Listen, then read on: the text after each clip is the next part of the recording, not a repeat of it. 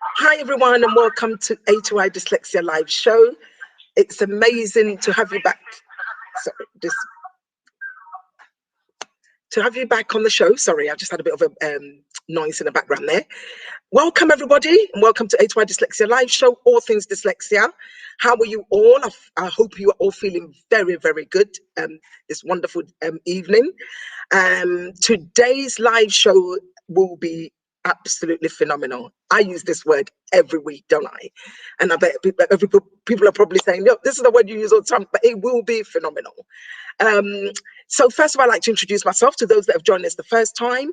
My name is Elizabeth Tetchi. I'm the founder of A2I Dyslexia, CIC. We're based in London, in Wandsworth, to be precise. And we support the dyslexic community with employability, startups like entrepreneurships, and also education. I almost forgot one of them. Typical, having dyslexia, very easy to forget things. So this is who we are and this is what we do. And today's live show, it's titled Dyslexia, What Not to Do. I wish, and I always say this every week, I wish there was some kind of live show like this when I was younger, or many years ago, so I could have tapped into it and get some information about my hidden disability, which I was in denial for many, many, many years, until my back was against the wall and I needed help. And I thought, you know what, it's about time I spoke about this condition and get the help I need. So I was one of the very fortunate ones that went to university and got assessed for dyslexia and dyspraxia. As a result, I'm sitting in this chair today doing this live show. Now, my story may resonate with many people. The kind of phone calls sometimes we get is people who say, well, if I don't really want to go the university route, what then happens to me? And that's a very big question, because community-wise, there may not be so much support for anyone who's got dyslexia and not in education, or maybe not currently working. And this is why I think it's really brilliant that we bring on a show like this and we talk about all things dyslexia. We talk about where people can go for help and where they can go for support. And, you know, A2I Dyslexia runs workshops. Some of them are free, some of them, our workshops are free, I must say, but some of our products and services are paid for. And I do understand, you know, a time like this in pandemic, it's very difficult for a lot of people, including myself, to be honest. I'm not exempt from all the unprecedented things we're going through at the moment. So without further ado, I would like to introduce an amazing lady who I met, I think, about 2 years ago. And I was really surprised when we actually started conversing and she actually mentioned she's dyslexic. And all of a sudden, I was like, wow, she is such an incredible young lady. And she's done so much, you know, through her dyslexic journey. I normally say to people, dyslexia is a hidden condition. So unless someone mentioned, you don't know. But you know what? Some stuff is so privileged to meet another dyslexic, particularly if, you know, they look like you or represent the things you do. And I was really happy when I met Kiren. And this evening, I'd like to introduce you to Kiren Kumar. She will tell you a little bit about her journey, why she's actually particularly decided to come on this show, because she's a phenomenal young lady and she's here to make a change in our community. So, Kiren, welcome to A2I Dyslexia live show. Thank you for calling me young, by the way. How are you and how are you feeling this evening? I'm good, thank you. Blessed to be here. Wonderful, wonderful. I know we had a little bit of a technical hitch coming in, but hey, it's one of those things, isn't it? At least we were on time. Oh dear. Just you know, I know as a dyslexic, sometimes that people be like, oh my God, I really want this done properly, because I panic, because you kind of want things to be done properly. And but hey, we're here now, and you know, the show's live, and I'd like to give you the platform to introduce yourself. You know, just tell us a little bit about you. And why you think it's so important to talk about dyslexia and what not to do. But first of all, let our viewers know who you are, and we'll start from there. So, hi everybody. My name is Kiren, as you got introduced. I'm a prime example of what not to do if you're a dyslexic. So we're going to probably go into that a little bit more later. So primarily, when I introduce myself, I always say I am the daughter of an immigrant, and that is very important because education was key in our house growing up. I studied in both private and public schools. I did 4 years at college. I then 5 years at uni just to get my degree. And then since then, I've been working in recruitment and at the moment manage recruitment teams. Wonderful. Now I've got a little bit of a little bit of a biography on you, so I'm just going to read that out. So Kiren has over 15 years experience in recruitment and has supported hundreds of people into work in both the public and private sector. She's passionate about supporting people who do not feel heard, and she regularly gives talks about her own experience to inspire and motivate women and young people. Kiren is dyslexic herself and is based in South London, but her story is like, it will really literally have your jaw dropped, because the challenges she's gone through to have got to where she is. And I think a lot of people just need to hear that it is possible and you can do it. Today's show, particularly, the title is Dyslexia, What Not to Do. Now, I'm going to go to my first question, Kiren. And my first question is, when were you diagnosed with dyslexia and how did you react when you heard the word dyslexia, or your parents? Yeah. Not dyslexia per se, but when I was at primary school, I just moved from a state school to a private school. Now, my dad had fought to get me into this school because they just wouldn't take permission from anybody. And it was a really small school, but obviously education was key. So, first generation born, he wanted to make sure that you got where you needed to get and work harder than everybody else. So we were the headmistress basically called us in one day. And she didn't say dyslexia. What she said was, I think your child's got a bit of a learning difficulty, and maybe this school isn't suited to her. At which point, my dad nearly jumped over the desk, told the teacher, no, she can do it. She's just going to study harder. Like, you can't tell me she's not right for here. So I think that stayed with me quite a lot in terms of, oh my God, I've got to work harder, I've got to work harder. My dad used to send me home with dictionaries and make me read a dictionary every night, try and get my English up and my spelling up and my reading up. And he'd make me read books on books. But it was such a struggle where I'd read something, he'd say to me, right, what did you read? And I couldn't tell him what I read because I just wasn't retaining information. Excuse me. So that was probably the first time it was kind of alert to, shall we say. And then it wasn't until my final year of university. My final year of university, my lecturer was away. I was doing my dissertation and I went to see another tutor. And within 10 minutes of her reading my work, she said to me, "You're dyslexic." Now, my initial reaction was no, of course I'm not. Why would you say that? I haven't checked my work properly. I always get told that. I try, but I just can't pick up where I'm going wrong. And she had a really, her approach was very different in terms of how she said it. She was like, maybe just get checked. There's a lot of things you can do. And I was lucky because one of my best friends' sisters at the time also had dyslexia. So I kind of watched the way she worked and the support she got. So I think I was a little bit more open to it, but not completely. And to me, it was this stigma of, you're not trying hard, you didn't work hard enough. I should have worked harder and I wouldn't have these problems. So I think that was kind of a running theme. So for me, I ended up getting the test, but it was kind of get the test and forget about it. Now I've just got to do more of an effort. I need to be more careful. I need to read my work and all these other things, because I didn't want the stigma and I didn't want this label and I didn't want this embarrassment. I just didn't have that relief that some people say they get when they're diagnosed, because like, oh, I know what's wrong with me. Now I can figure out how to use it. So yeah, it wasn't until maybe 5 years ago that I really started embracing and owning the fact that I was dyslexic and shouting it from the rooftop. Yeah, and I think how liberating it feels when you are able to talk about it. God, it's such a weight lifted from your shoulders, if that's how you put it. And it just makes you feel like, it was all right. Why have I been beating myself all these years, trying to hide away from something that there's nothing you can do? It's part of your makeup. And you can't, there's not much you can do, apart from seek help.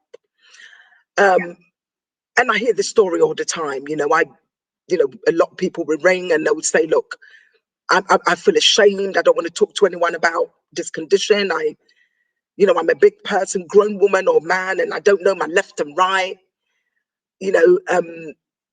I can't spell. Can you hear me? Work, because I don't think people understand the weight of it. It's like, and with the shame comes judgment, and you're like, people are going to judge me. What, you know, you go into a working environment, and it's like, oh my God, like somebody's telling me my spelling isn't right, or they couldn't understand an email, or they've asked me to read something in a document, and then they ask me about it, and I'm like, oh my God, I don't know.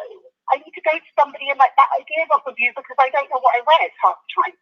So yeah, and then you kind of think you know you can do a job, but you really start believing that you can't. So yeah, it's definitely a really, really big weight. How did it make you feel when you found out about this? Like, what was your self-esteem like? You know, by the time, oh, I know that feeling, 100%. Confidence. Myself, I mean, by the time I got diagnosed, it was, don't get me wrong, the thing that got me through was I was stubborn and I was driven. When I got to school, I told one of my careers advisors at the time, I'm going to go to university. And she looked at me with this kind of head tilt, oh, maybe you choose something else, do another route, that's not right, you maybe get a job. And I just thought, no. Since I was 4 years old, I knew I was going to university. I didn't know what I was going to do because I realised the things I wanted to do maybe I couldn't do, so I was going to have to manage my own expectations a little bit. So I literally stood up, thanked her, told her I'll come back and see you when I get my degree. Wow. So my stubbornness really, really drove me. But confidence-wise, inside, I can put on a very, I think we all do it, especially because we're quite good verbal communicators. We are. So we forget to know how to manipulate that. That's fine. So I think we kind of persuade everybody else, but inside it is every time you do something, like I said, anytime you send an email, anytime you write something, anytime you read something, anytime you've got to look things up. I'm terrible with directions. I didn't even realise till recently that directions was part of my dyslexia. I'll walk around going, okay, so I need to go to the McDonald's. Tell me, like, I need to go to a landmark. Don't tell me go left, go right, go here. Because I'm lost in London. I mean, nobody wants to be lost in London. Yeah. So, yeah. It's hard. Wow. What sort of impact did it have on your mental health? I mean, how was it for you? I mean, I know that I fell into deep depression and I was like, what? What's that? I had to try to go and this is like, I was diagnosed in 2002 or 2001, something like that. And I had to go and find out what the condition was in the first place. I thought, what is that? And then once I found out what it is, and I thought, but I articulate really well. I mean, you know, I can't see anything physically wrong with me because I thought there had to be something wrong with you by someone could look at you and think, oh, you got dyslexia. That was my perception at that time. So when I just kept beating myself and I thought, well, how comes no one ever told me about this? And how comes there's no help? Well, at the time I got the help I needed, but in the 80s and the 90s, I was like, well, why did no one notice it? And I was very angry. And I was also really angry the fact that I was like 20 or 10 years behind, you know, and it was really devastating. I think anger and mental health are very, very interlinked and combined. People think it's just sadness that creates kind of mental health and everything else. But it can stem from anger as well. And I totally understand that kind of, because it is just, it's relentless. And it's relentless in yourself. Half the time people aren't even noticing the things you're noticing. And I was born in the 80s, so I was like kids, well, 80s, 90s, I was at school, so it was very different in comparison to what it is now. Like I said, I'm a proud daughter of an immigrant, so I was told from young, you've got to work harder than everybody else. Absolutely. You're not going to get away with what everybody else gets away with. So as soon as like the dyslexic aspect came in, and my teachers were continuously getting me to write lines or put me in a corner because I wasn't getting good marks on spelling tests, or I wasn't noticing where I was missing grammar and punctuation and things like that. It eats up at you, and you're just kind of like, but for me, it was definitely turned into kind of an anger thing where I didn't even want to write. Like people would say, write something on the board. And I would use every excuse in the book. I would skip lessons if I knew I had to read something, anything to avoid situations that I knew I wasn't going to be able to get out of. So, yeah, it definitely takes a toll. Now, one thing I just wanted to ask, imagine you hadn't gone uni. What do you think might have happened? I know. I know. And it's funny, because like I said, I call her my sister. My sister that had dyslexia at the time, she said to me from the beginning, the moment she met me, she was like, "You've got dyslexia." And I was like, "No, I haven't. No, I haven't. No, I haven't." Like, literally, on the defense, like, why would you say that? Why is she saying that about me? Just because you've got it doesn't mean I've got it. I'm just stupid. I just forget to check things. I just forget to do this and forget to do that, because that's what's drummed into me all the way through. So yeah, I probably would have just carried on like that. I probably would have avoided certain jobs and certain situations, because I think you do that. If you know a certain job. So last year I went for a promotion. Now, for me, there was a few people like in my colleagues were like, go for it, go for it. And my boss was really encouraging in terms of go for it. I want everybody on my team to go for it. In my head, even at that point where I'm kind of acknowledging and I promoted the fact that I'm dyslexic, I'm going, oh my God, there's going to be more paperwork involved. There's going to be more reports involved. And I'm thinking of all the things that I'm going to struggle with. Yeah. And it got right to the last minute of the submission date, and I was like, I can't do it. I don't want to do it. I'm happy where I am. I'm comfortable doing what I'm doing. And I wasn't going to put it in. And then another colleague of mine who was applying for another position called me and said, just put it in. Do it now while I'm on the phone to you. And basically, kind of ended up doing it. But I wouldn't have even gone for that. So. Yeah. And I guess sometimes when we work in a place where our managers are really supportive, that really does help as well. It's just, yeah, it really does help. It just lifts. All my emails, I've never had, well, not all my emails, but if it's something important, I fire it over and he checks all my written work for me. Yeah. And my presentation, which any other job, they weren't going to do that. They were going to be like, you can't do your job, like, move on. So, they might not put it bluntly, but they'll find another way. Yeah. Yeah. Oh, this is amazing. So just to our viewers who are watching us at the moment, welcome to A2I Dyslexia live show. If it doesn't matter where you've joined us from, good morning, good afternoon, good evening, wherever you are. Today's topic is dyslexia, what not to do. Now I'm just going to move on to my next question, which hang on a minute, just get this paper straight, right? So can you tell us more about the title of this show, Dyslexia, What Not to Do? What do you wish you had done differently? As like being diagnosed with dyslexia, what do you wish you would have done differently? Yeah. Obviously, I wish I would have acknowledged it from the jump, like straight away. Okay, this is it. Because then you have time. I mean, I'll be steps ahead in my journey right now. Journey is such a cliche word, isn't it? But it's true. I probably would have been steps ahead. I found myself, and this is what I think people get. You can go around people that have dyslexia, and my experience was they knew everything they needed to do. So they'd be like, yeah, this is a symptom, and this is a symptom, and this is how we work with it, and this is how we manage it, and this is the software we have. I'm like, I'm still learning what I need. Absolutely. I don't even know what I need half the time. I'm kind of learning it because I've got in such a routine of managing it my own way.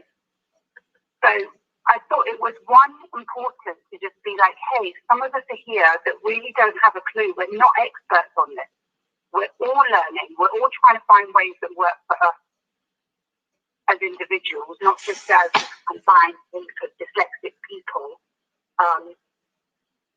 So yeah, I mean, I wish I would have acknowledged it earlier. Maybe been around people that can guide you a little bit better and support you a little bit better and give you those ideas of like what's available, what you can do, and all the techniques that are there probably. I think for me, when I used to work in a corporate world, and if they said, well, what can we do to support you, Elizabeth? I'm like, I don't even understand my report I've got. I don't even understand the report. The report's can be quite in depth. And you say, I don't know. And it's like the standard, but you've got dyslexia, you don't know what help you need. Much I don't. And then I give them the report, and even that's complicating for them because I just find the whole process can be very, very confusing, and to be honest with you, I still don't understand my report. I know what I need to be able to get on, but it's a bit sort of long worded. We read things in a certain way and we see things in a certain way. So if it's not presented in a certain way, it's hard. But then we also understand that actually we can't expect everybody else in an organisation to change the way they work. We kind of have to find something that works for us that's not going to inconvenience them too much. Yeah, otherwise we just walk around and tell everybody how we want to sit and done, but and what works for us. But it doesn't always happen in reports. Reports can be enough. I'm okay with numbers. I love a report with numbers. That's fine. The moment we start putting words and things on there, or it's a document about something. So, for example, I think I had at least, I've got probably 3 or 4 documents, dash reports, dash those type of things that are in my inbox at the moment that I know I've got to read. And I'm like, don't put it off. You've got a deadline. You know, find out the deadline so we know how we've got to work this. Because I know it's going to take me so long to go through it and then go through it again. And then I'm going to have to go through it again to make sure I understood it, even though I'm taking notes, because then I've got to understand my notes that go with the notes. So it is. It's a whole challenge and process. I mean, one thing too easy. Yeah, one thing I can say is I have a very chaotic sort of life every day. Every day. You know, every day, no matter what it is, it's very, very chaotic. When you said about, oh, I've got to do it, it's not even procrastination, is it? It's like, God, where do I start? It's like, where do I start? Where do I begin? Where do I end? You know? And sometimes I'm sort of start right in the middle, and then I don't finish off what I'm supposed to be doing. Then I move on to something else, and that never gets sorted out. And then you find that nothing's done, and then you get quite frustrated with yourself. And then it's like, well, if I do things as I go along, so I always kind of brand myself as a doer. I'm not a planner, I'm not an organizer, I'm a doer. But that also comes from my dyslexia, I think. I mean, it's part of my nature. I like to just go. But I think that dyslexia does have a hand in that. So I'm going to forget something that you asked me to do, even if it's in my diary. So if you come to me and ask me to do something, or I know something's needed, I'd rather do it there and then. And people are like, why are you doing it right now? You thought you were doing something else. I am doing something else. I need to do this now before it's gone. Because before you forget. Yes. It's a bit frantic and a bit chaotic and a bit, all over the place. But it's not. It's just a way of ensuring everything you need to do is getting checked off. And you're not just left with no results at the end, I suppose. Exactly. And even though, some of us do, I don't know, 9 to 5 or 10 to 6 or whatever the time might be, you always leave the office thinking, there's so much more I could have done. And you feel guilty for not finishing the work because you spend, I know for me, for example, it could take me hours to even read an email to understand it, and this is the message that, obviously having these live shows, that one of the messages or what we're trying to get at is people to resonate and think, actually, what you're going through is exactly what I go through. And we're saying to people, go for help. Because if you don't, you'll end up being burnt out. I mean, I know we've been talking about burnt out and all that during lockdowns, but it's triple harder for anyone with a specific learning, i.e. dyslexia. I think it's like AA. The first thing is being able to say, yes, I'm dyslexic. Because then people around you, they may not understand it. They may not understand the challenges. They may not always understand where you come from. I don't understand it. How am I expecting them to?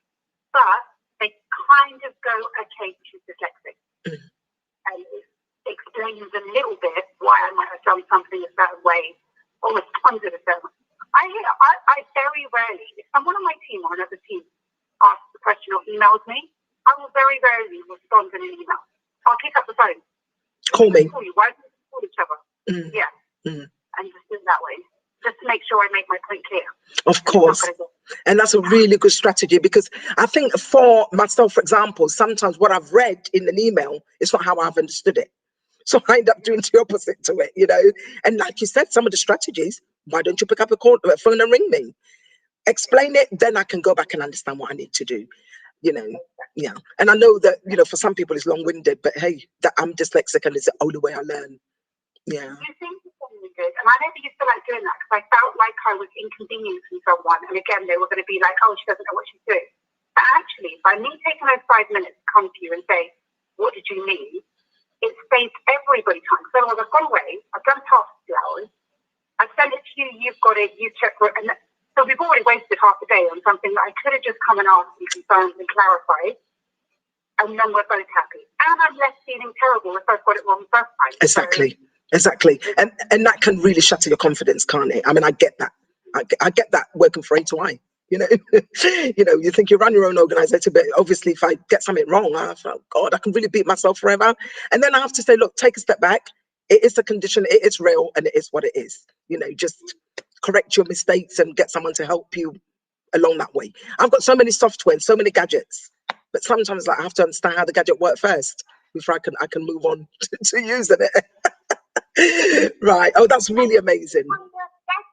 It's like you're giving me software and I don't know what I'm doing with it. Exactly. It's even more stressful. Exactly. Yeah. Before we came on, that was a bit of a challenge, yeah. But you were like, can you just type in dyslexia and denial in the title? And I was like, Google how to spell dyslexia, Google how to spell denial. Oh, Google's not working. So even trying to get that title sometimes, or trying to do a word, I don't know who called it dyslexia, because I still can't spell dyslexic or dyslexia or anything. So it's a bit crazy. Well, the other day, I think I was on the phone with, I was trying to fill something in, and someone said, oh, Elizabeth, can you spell Elizabeth for me? Because Elizabeth is spelled in so many different ways, isn't it? Could you believe it, Kieran? I couldn't spell my own name. I couldn't spell it. It's that moment, that sometimes we go through this dyslexia moment where you cannot even spell the word it. And you sit there thinking, how the hell do you spell that? But here we are. So today's topic, if you've just joined us, is about dyslexia, what not to do. And we will be covering what not to do in our last question.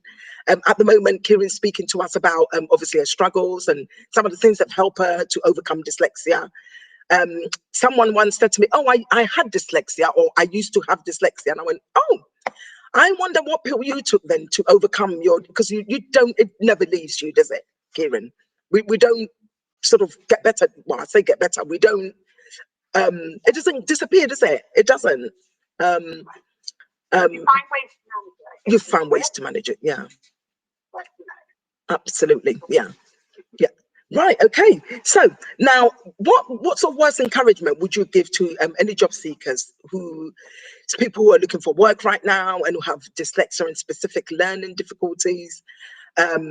What sort of advice would you give to people? I mean, millions and millions of people are unemployed, and if dyslexia affects 1 in 10, I can't work the maths.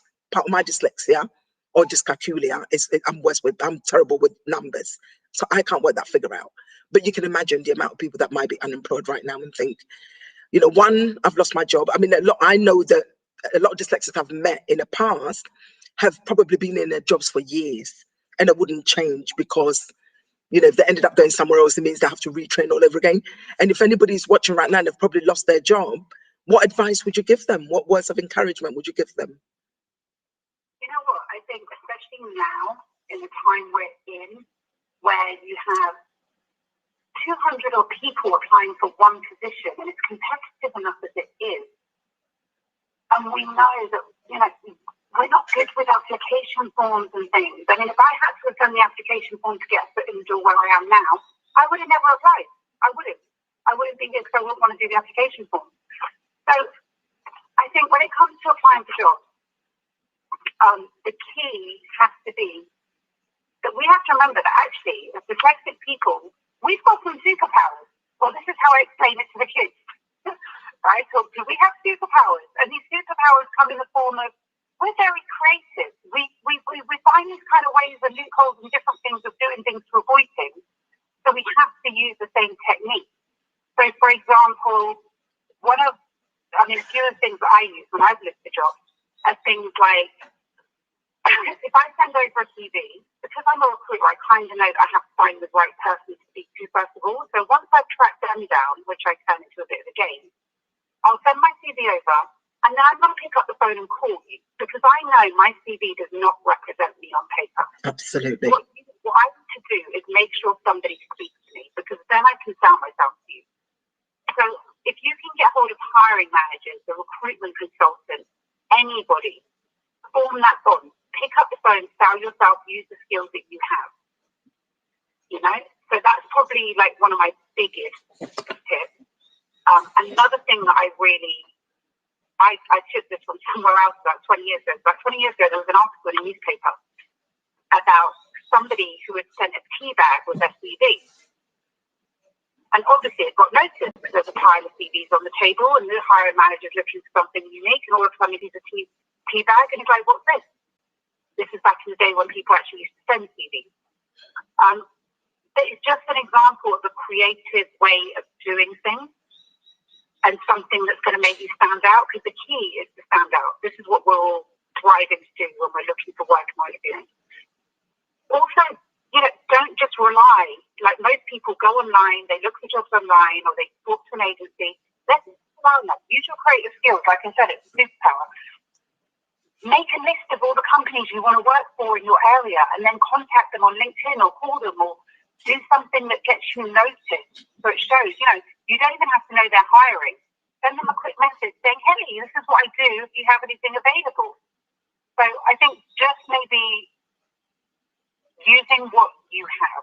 So that verbal communication, you have to make sure that's put across. Being dyslexic does not mean, by any means of the word, you don't stand just as good a chance as anybody else. You just have to fight that little bit harder and do it in a way that other people aren't doing. I love the story of the tea bag. So what was the significant meaning of the tea bag? I think it's amazing. So that it can get noticed. Yeah, they put a tea bag attached to their CV with a little post-it on top of it saying, please enjoy a cup of tea while you read my CV. Wow. Now, that's going to stand out. I mean, people used to use coloured paper and stuff to stand out. But that really got noticed. And like I said, it ended up in all the papers, all the recruiters were talking about it at the time. So yes, sometimes it's just making sure someone sees you. Because even if they see something on your CV that may not be worded correctly, the fact that you've done something different has got you noticed. If somebody sent me a tea bag, I could see that I have to read this, and I've got to speak to this person, even if it's just to see what they're about.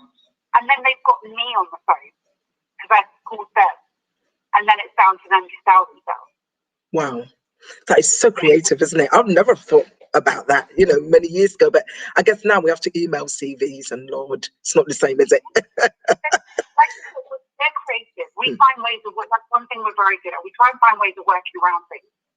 So I'm sure everybody out there will find or think of 20 different ways. Obviously, you've got to keep it professional, but I'm sure there's ways they can think of. Yeah. And I normally say to people, look, it doesn't matter what industry you want to go into, you can still get to where you want to be. Only you've got to be, like you said, we've got to work 10 times harder. And, if you're dyslexic and you're from the BAME community, or you're back, or different ethnic background, sometimes it's even harder, Yeah. It's a lot harder to even get that across, because I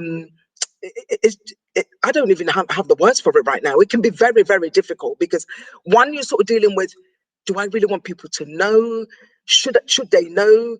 And then you're sort of looking at yourself and thinking, well, actually, I've got, you've got a barrier of being a woman, being black, and all those things that go with it as well. And that can be very, very challenging. And again, using a creative thing, like you said, could be something that would really catch someone's eye. I think the key is, majority of the time, and this is just my personal experience, we don't not get jobs because we're not good enough. We don't jobs because our confidence is low. And then that comes out in one way or another. So for anybody, dyslexic or not, because so many people have different reasons why their confidence lacks. And then you've got these overconfident people. Yeah. So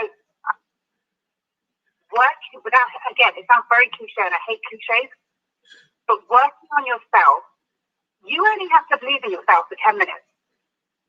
An hour when you get to an interview now. As long as you can believe in yourself for that hour, however you have to do it. So I do things like, if I have interviews and things, I have this thing called change your state. So I learned off the motivation people about 10 years ago, and carried on doing. And I changed my state by, I could be sat feeling very unconfident, very not this, doubting myself. And I will find music that I will switch on and dance around 2 to 5 minutes. Everyone's supposed to sing, and I tell my young people that where they do the superhero pose before you go in, because it really changes your stance and your mentality. And then you've just got to keep that state of mind for a period of time. And as long as you do that, you've done what you needed to do. And then you work on the rest after. One step at a time. That's amazing. That's a really good tip. That's really, really amazing. I'm going to take that away with me, actually. Yeah. Fantastic. Absolutely fantastic. So, would you be able to give us like maybe 2 or 3 tips on what not to do as a dyslexic? What are the things we shouldn't do? Don't pretend you haven't got it, first of all, first and foremost.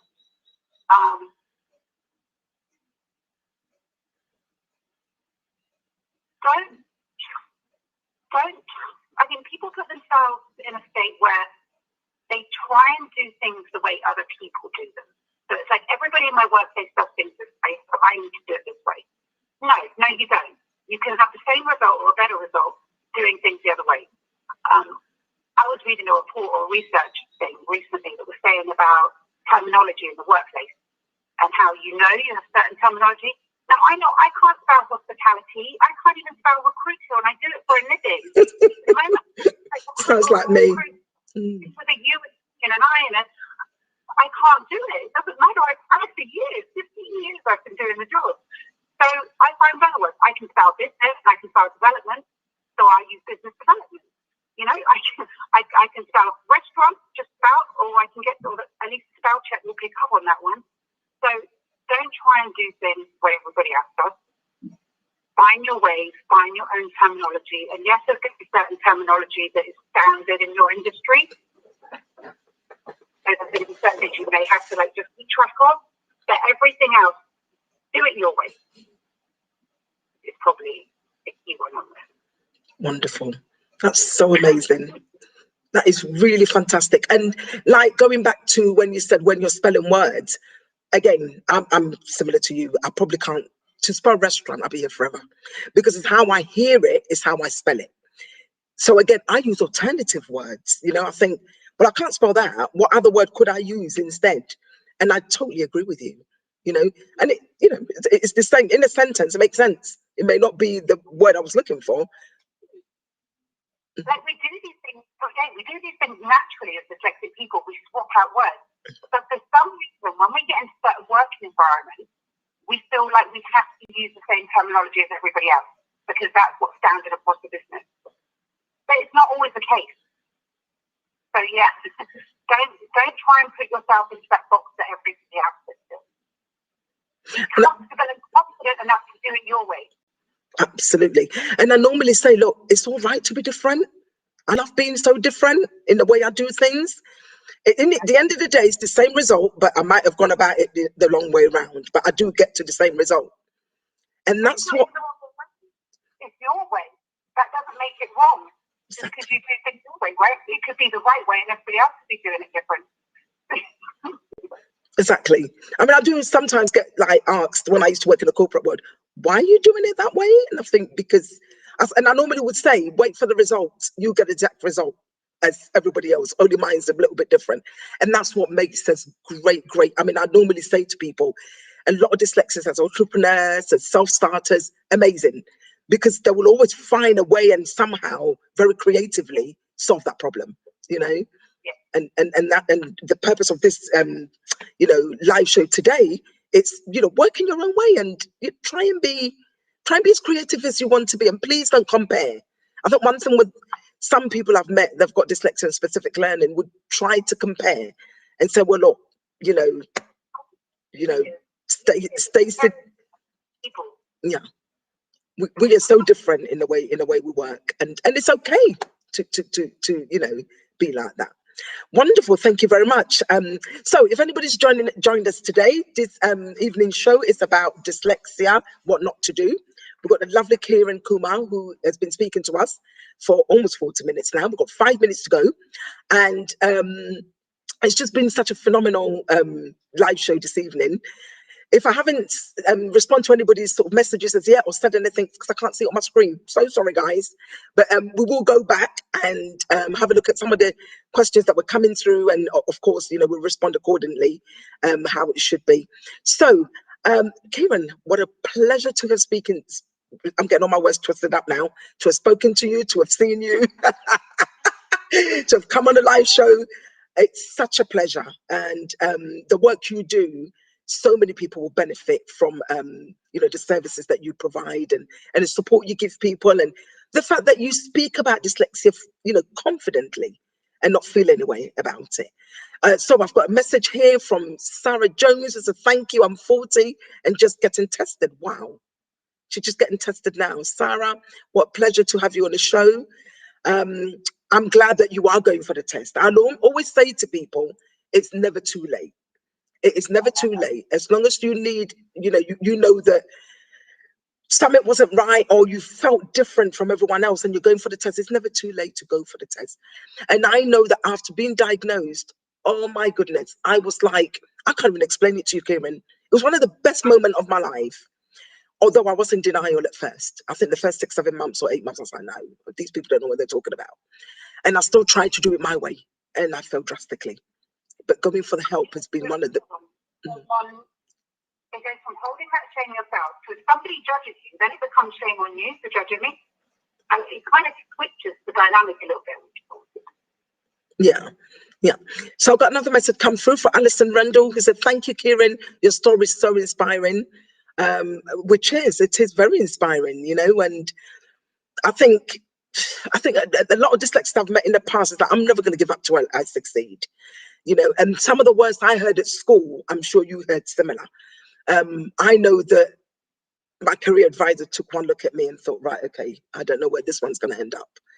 But this is back in the 80s. And I'm pretty sure that perception is still there, to be honest with you. I don't think we've completely got rid of, if someone doesn't understand dyslexia, what would they say to you? Now, I know words are very powerful. So when I heard those things, it stuck in my head. And I used to think, well, what good am I to anyone? Until I find a niche and I find a passion and I find so many people that needed this help. And it's taken me so many years to get here. But I always say it's never too late, So well done, Sarah, for going for your assessment.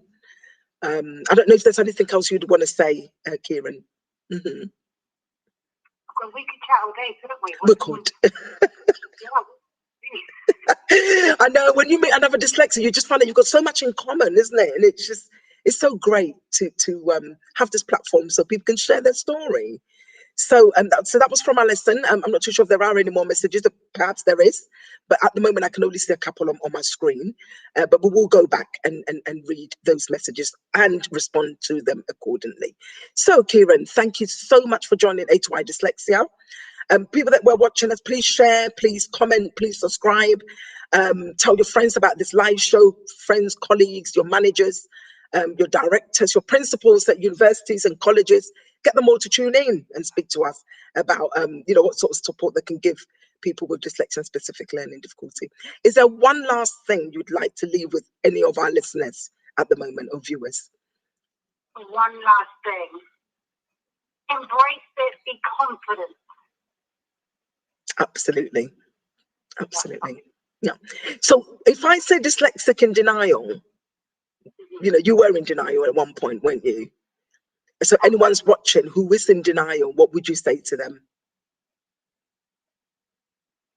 It's the embrace it. Like, you have to clutch with both hands and realize there is support. There's people like you, there's organizations like you that do amazing work across the borough, and I'm sure there's other places, all around the country. So yeah, just take it, embrace it, learn how to work with it and find what works for you. Mm-hmm. Would you actually, if someone said, oh, how do I disclose? What would you say? How do I disclose my dyslexia? Without being judged, without being looked at, without anyone sort of looking at me differently? What would you say? I'm extreme. I'm always extreme to things. So I went through that whole 35 years of not even wanting to let the word leave my mouth. And then when I finally did decide, okay, I'm going to take this and run with it, I was just very blunt. I think I just walk into offices and in the middle of speaking to people, I'll be like, I'm about to send you an email. By the way, I'm dyslexic, so if it doesn't make sense, just let me know. So yeah, I take that very in your face, you haven't got time to react approach, I suppose. And I've never had a negative response. That's one thing I can say. Mm-hmm. Mm-hmm. Mm-hmm. And it's been the same for me. I was so much in denial. Oh, I wouldn't talk to anyone about it. And I blocked it out of my head. I thought, no, that's not me. That is not me. No. And then one day, I remember trying to kind of, I normally say to people, I had to come out and accept it, because this was really eating me away. It was just really like making my life hell. So I remember posting something on Facebook, and it was about maybe having like a support group at the time. Kieran, it was one of the worst days of my life, but I did it. I did it, and from that day on, I actually said to myself, I really don't care what anybody thinks. I can't live like this anymore. I think, like most things, the fear of doing something is the biggest part of it. When you actually do it, you're like, oh, what, like, where did that fear come from? Fear is irrational. Fear takes over your mindset. So I think it's fear more than anything else that like kind of holds people back. But once you do it, it's as if nobody's even batting an eyelid. Like you're like waiting for it. Yeah. Don't tell people, and then you've just got all this random stuff going on, and you're sending terrible emails. Then they're looking at you like, okay, so this out, there's a problem. So, yeah. And I guess it must be even harder now, because everything is written now. It's not like many years ago where you can walk to someone and speak to them. We're all working from home. So we're very lucky to have technology. We have things like, Zoom and Teams and Skype where we can just call somebody quickly. Absolutely. Thank you so much, Kieran. It's such a pleasure having you on our live show. Thank you for the work you do in the community. Thank you for you being you. Thank you for being so inspirational to many people. Continue with the amazing work that you're doing, and you're changing lives, that I know for sure. Thank you so much. Thank you. Thank you. Wonderful. So, viewers, thank you so much for joining us this evening. Next week, we'll be back speaking to the lovely Zoe. Title of the live show, to be honest, I can't remember, but you will see it on all our social media platforms. I'm not too sure what it is, but I think Dyslexia My Language, and that's going to be another phenomenal live show. See you next week, same time, same place. Bye for now.